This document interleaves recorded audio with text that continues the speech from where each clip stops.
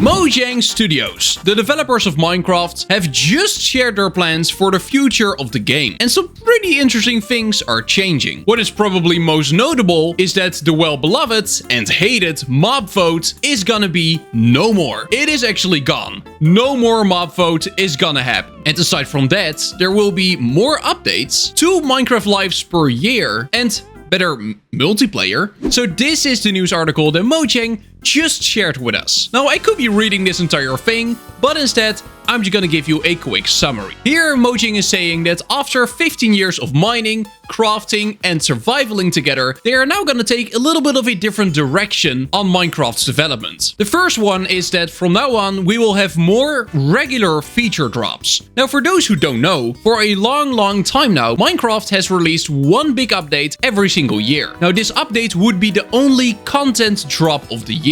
And they would still release more updates down the line, but those were usually just bug fixes. Nothing major was added outside of big updates, and that's gonna change.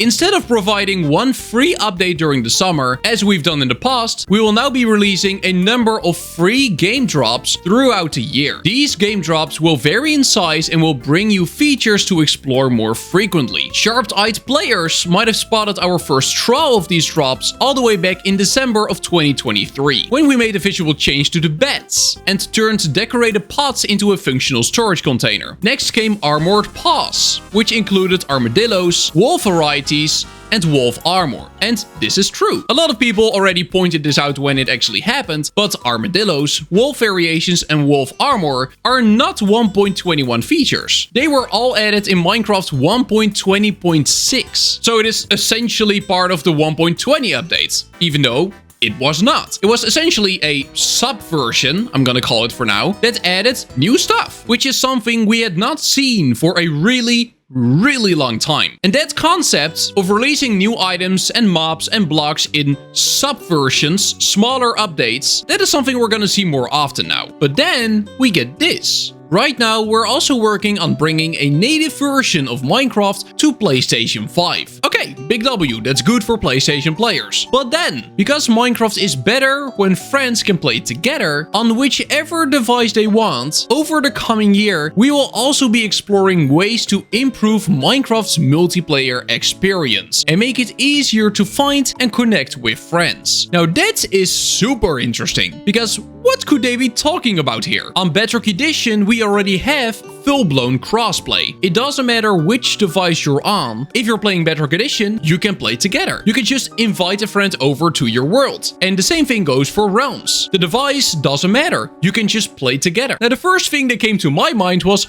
are they gonna implement crossplay between Java and Bedrock? But to be realistic, I don't see that happen ever. Could it have to do with adding a friend list to Java Edition though? Time will tell, I guess. And then there is the new Minecraft Live format. So the format of Minecraft Live, like we've known it for a really long time, is changing completely. There has always been one live event per year in October, but that will now be no more. Instead, there are now going to be 2 Minecraft Live events every single year. And like they state here, Minecraft Live will now become a more focused broadcast. So instead of this massive event, it is more going to be of a news update. They're doing twice every single year, where they will essentially show what they've been working on and features they're gonna drop soon. And then, outside of that, the Mobvote is retiring. Yes, they listened to the feedback of the community. There was so much hate last year during the Mobvote, not because the Mobvote is a bad thing, but of course because 2 of the mobs that were not voted for would just not be added. They would get lost, which is super sad if that is one of your favorite mobs. But that is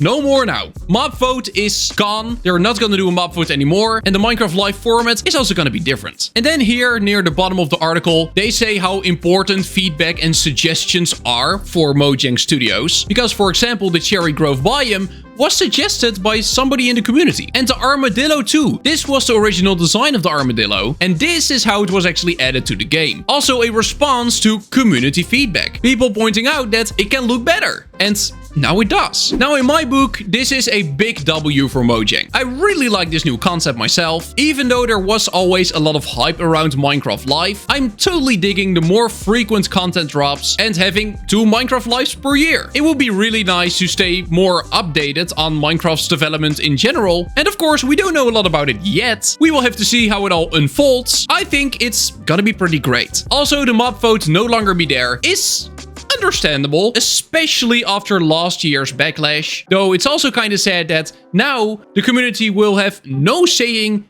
at all anymore when it comes to the development of the game. Of course, they talked about their feedback forum and you can still suggest things, but there's no longer going to be an actual vote. And even though the mob vote was probably not the right way to do it, it definitely was not, because look at the backlash. It is also sad that now we will have no voice at all. Anyway, let me know in the comments what you think, and that's gonna be it for today. Make sure to subscribe to my channel, join my Discord. Thank you so much, channel members, and then I will see you in the next one. Bye bye, see you later, bye bye.